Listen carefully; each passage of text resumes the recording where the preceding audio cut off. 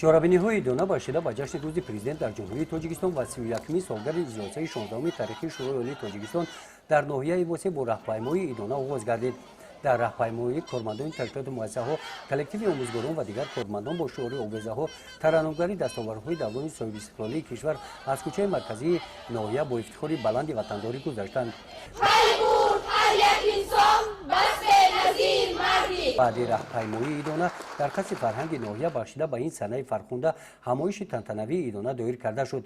ба ин муносибат раиси ноҳияи восе сокинони ноҳияро табрик намуда қайд намуданд ки иҷлосаи 16-уми таърихи шӯрои олии тоҷикистон аз рӯзи 16 ноябр то рӯзи 2 декабри соли 1992 дар шаҳри бостонии хуҷанд баргузор карда шуда ҳуҷҷатҳои муҳими таърихӣ қабул кард ки ба давраи навини таърихи давлатдории тоҷикон роҳ кушод. дар ин иҷлосия бо бахти миллати тоҷик бо 196 овозҳои вакилон фарзанди фарзонаи миллат муҳтарам Эмомалӣ Раҳмон раиси шӯрои олии тоҷикистон интихоб гардид. сарвари ҷавони давлати навини тоҷикон фазои тирагуни кишварро бо сиёсати ватанпарварона равшан ва мунаввар кард.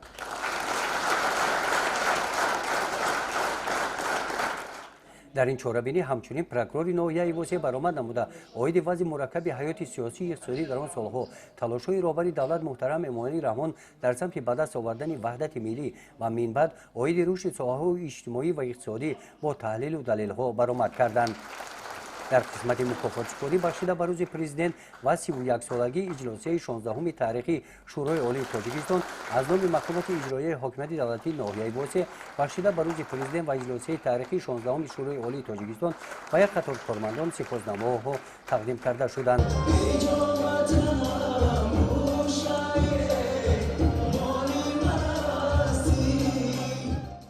ҳамоиши идона бо қисмати фарҳангӣ барномаи омоданамудаи кормандони бахши фарҳанги ноҳия ҷамъбаст гардид.